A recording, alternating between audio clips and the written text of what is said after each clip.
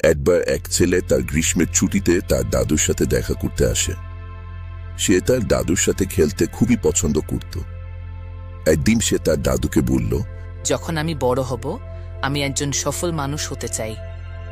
আপনি কি আমাকে কিছু কৌশল বলতে পারেন সফল হওয়ার? দাদু মাথা নেড়ে বললেন, হ্যাঁ, এবং নাতিকে কাছাকাছি একটি নার্সারিতে নিয়ে গেলেন। নার্সারি থেকে তার দাদু দুটি ছোট গাছের চারা কিনে বাড়িতে ফিরে এলেন। তিনি একটি গাছ একটি টবে রোপণ করলেন এবং ঘরের ভিতরে রাখলেন এবং আরেকটি গাছ বাড়ির বাইরে রোপণ করলেন। তোমার কি মনে হয় এই দুটি গাছের মধ্যে কোনটি ভবিষ্যতে ভালোভাবে বড় হবে? দাদু নাতিকে জিজ্ঞাসা করলেন।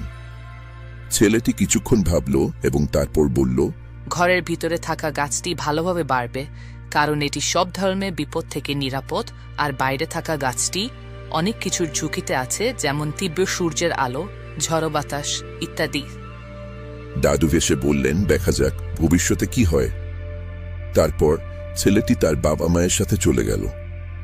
4 বছর পরে যখন ছেলেটি আবার দাদুকে দেখতে আসলো, সে বলল, শেষবার আমি আপনাকে কিছু কৌশল জিজ্ঞাসা করেছিলাম সফল হওয়ার, কিন্তু আপনি আমাকে তেমন কিছুই বলেননি।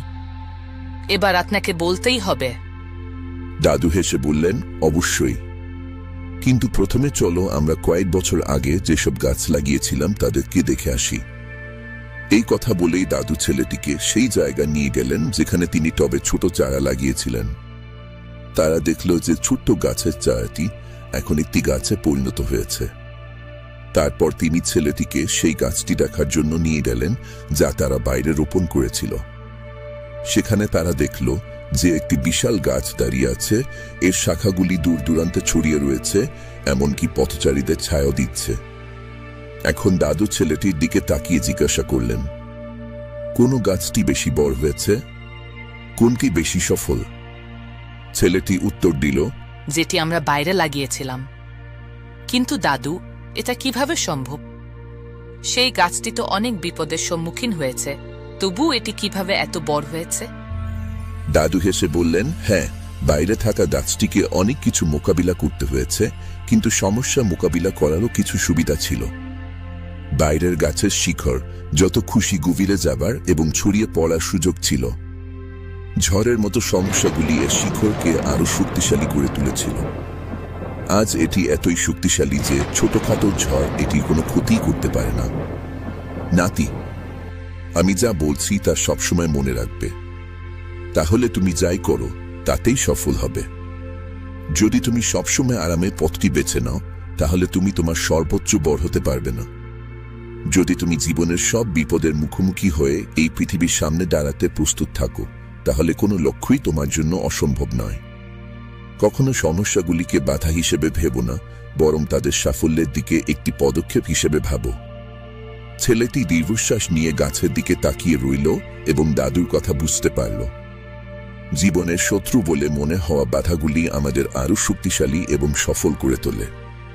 ঠিক তেমনি আমাদের জীবনও একটি দুর্দান্ত অভিযান, যা বিভিন্ন মোড় এবং বাঁকে ভরা, যা পথের বাধা হিসেবে মনে হতে পারে আমাদের কাছে। কিন্তু কল্পনা করো, এই বাধাগুলি হলো এক একটি ধাঁধা যা সমাধান হওয়ার জন্য অপেক্ষা করছে।